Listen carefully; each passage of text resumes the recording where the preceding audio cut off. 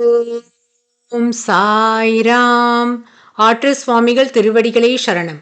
ஸ்ரீ பூண்டி சுவாமி 1978 November 3ஆம் தேதி சமாதி அடைந்தார். கருணாமயியான ஸ்ரீ பூண்டி சுவாமிகள் தன் பக்தர்களை ஆசிர்வதிக்கும் பொருட்டு சமாதி அடைந்த பல வருடங்களுக்கு பின்னர் அவர்களுக்கு தரிசனம் கொடுத்தார். இந்த அற்புத லீலையை அனுபவித்த அன்பரின் பதிவை இப்பொழுது கேட்கலாம். சுவாமிஜியின் தெய்வீக விளையாட்டை அனைவரும் அனுபவிக்கும் பொருட்டு இதை வீடியோ பதிவாக செய்து இந்த சேனலில் பகிர்வதற்கு அனுமதி அளித்த ஆனந்த் ஜிக்கு என்னுடைய நன்றிகள் உரித்தாகும்.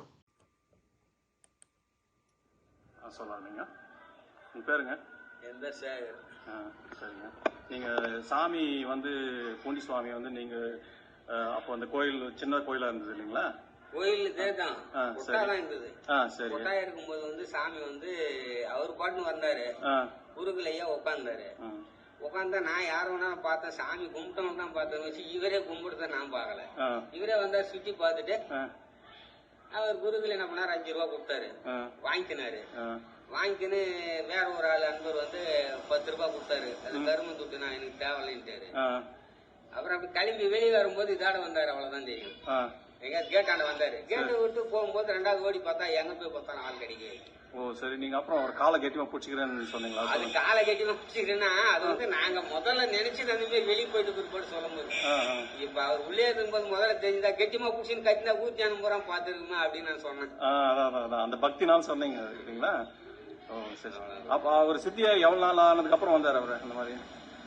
அப்ப கொட்டை கட்டி நம்ம இது கட்டி 10 வருஷம் இருக்குமா? 35 வருஷம். இது இப்ப நம்ம கொட்டா 5 வருஷத்துக்கு முன்னாடி நடந்தது. சமாஜாய் 36வது வருஷம் நினைக்கிறேன். சமாஜாய் உட்காந்து அவரை இது சட்ட வீட்டில் ஆனந்தத்தில் உட்காந்து ஒரு 50 வருஷத்துக்கு வந்தார். எனக்கு தெரிஞ்ச அவர் இந்த கொட்டாயில இருந்து நாங்க போகும்போது நான் கண்டுபிடிச்சிட்டு கை பிடிச்சி அவங்க கெட்டியமா காலை பிடிச்சி நான் ஓடிக்க மாட்டாரு என்ன பாரு. அதை வச்சுதான் இவரு கேக்குறாரு. அப்ப கொட்டாவா தான் இருந்தது. பூ கட்டியிருந்தேன். கிணறு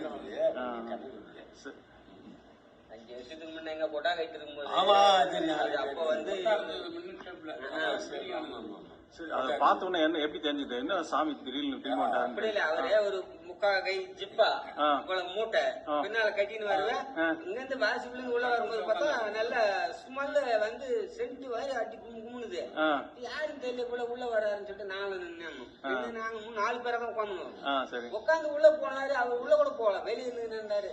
நான் இங்க இருக்கலாம் வந்தேன். சித்தர்கள்லாம் என்ன விட மாட்டேன்றாங்க. சரி போய் நாட்டுக்கு வரலாம்னு சொல்லிட்டு போனா இருப்பாரு.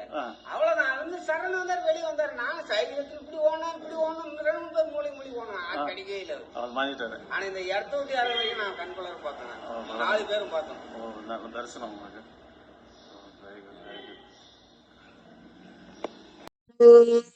ஓம் சாய்ராம். ஆற்று சுவாமிகள் திருவடிகளே சரணம்.